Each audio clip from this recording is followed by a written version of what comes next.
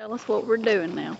Okay, we're going down to the main play station here at Gravel Springs for us, especially my class. Of course, there wasn't a whole lot of things you could do, so we just walked off down here during play period, and we had jumped this ditch that you're about to see right here. And that was a fun thing to do. We'd see how far we could jump across it.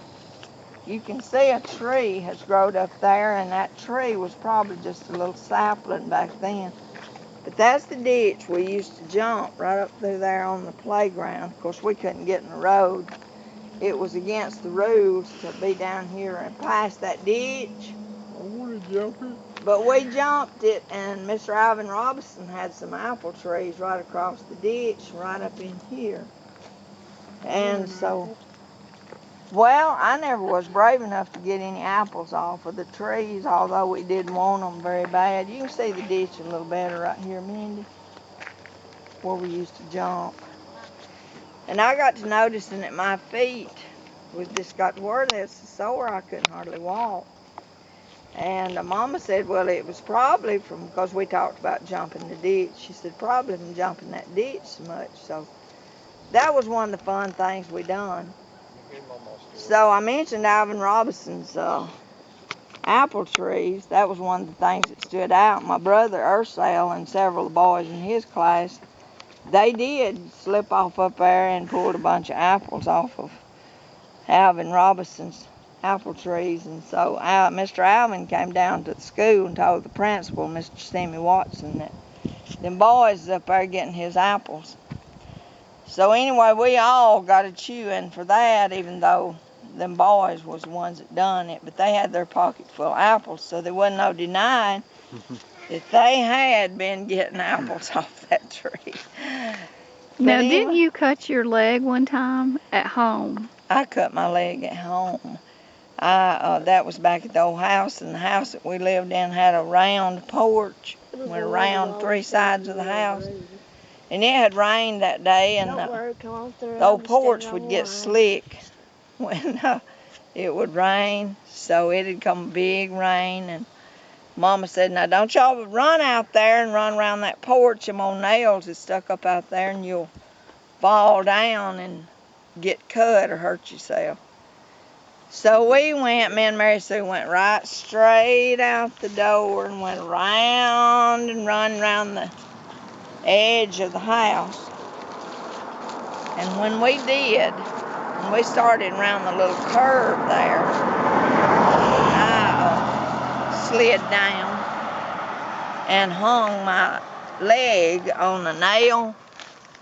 And you'll see to this day where I still bear the scar of that nail. And when I went, I didn't even know I'd hurt myself because it was so deep. They said it did. I didn't even know it. That I'd done it. Mary Sue went screaming and squalling because I had hurt me. She was pointing at my leg. And she said, ah! And so Mama, she run and she seen it, and she grabbed the coal oil. And they call it kerosene now, but they called it coal oil then. She grabbed the coal oil and she filled my leg full of coal oil. And I said, Mama, you're filling me full of coal oil. She said, well, this is the only thing I got that'll help it. So she poured that in there, and, you know, that never did even get sore. But it was such a big cut. The next day now, Daddy said, we better go get that sewed up. So we went out there to Hamilton to a doctor that he stitched it up, you know, inside and out, and put 10, I don't know how many stitches was in it, and under it and around it. And we always liked to jump ditches, now remember.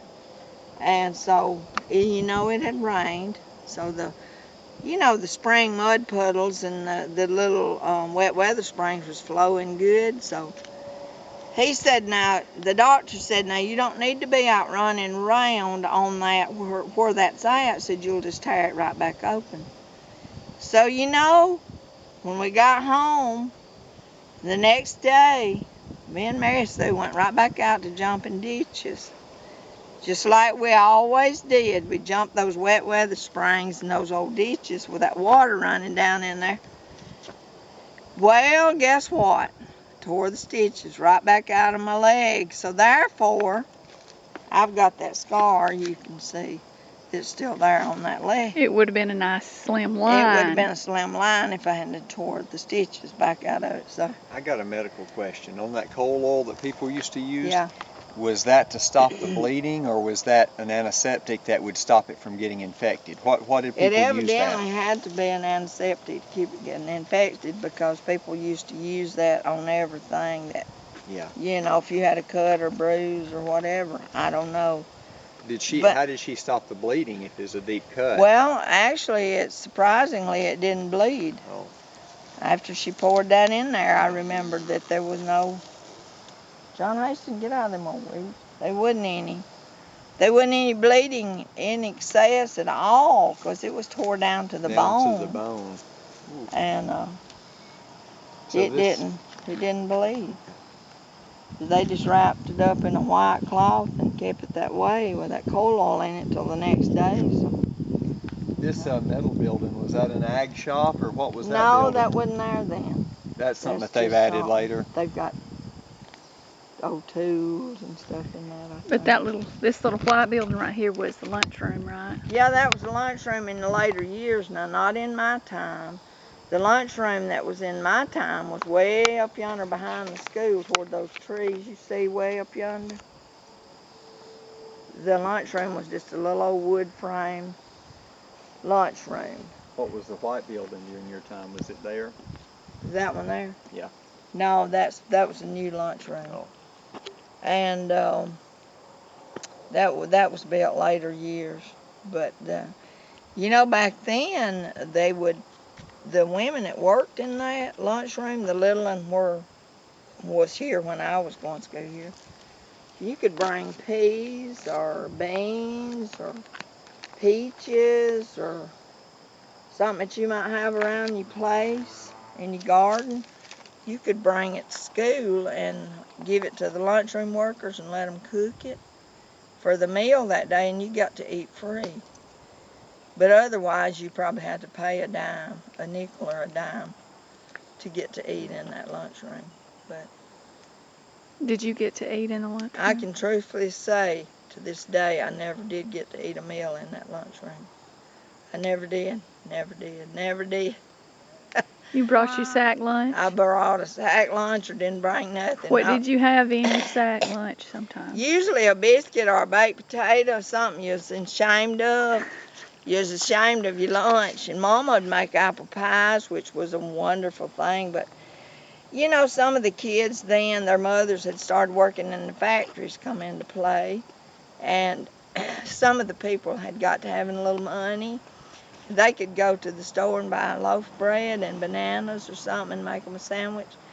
So we didn't. We didn't have any of that. So, well, our little biscuit or our, you know, apple pie or something was embarrassing to us because we didn't have any money to buy anything else. So I remember this one girl, Barbara Gail Lindsay, her mother was working and she'd have a banana sandwich or something like that, and she'd swap it to me for my apple pie or something. Well, she wanted something like that. Well, I thought, well, goodness, you need to have a loaf of bread or something, you know, to be up in this world. But she wanted my biscuit or my apple pie. So I was kind of like Charles Galbraith said, and I'll never forget Charles. They didn't have anything either. And he said he just prayed for aspirin to keep his head from hurting so bad because he was so hungry. Well, I remember that very well. I remember those days.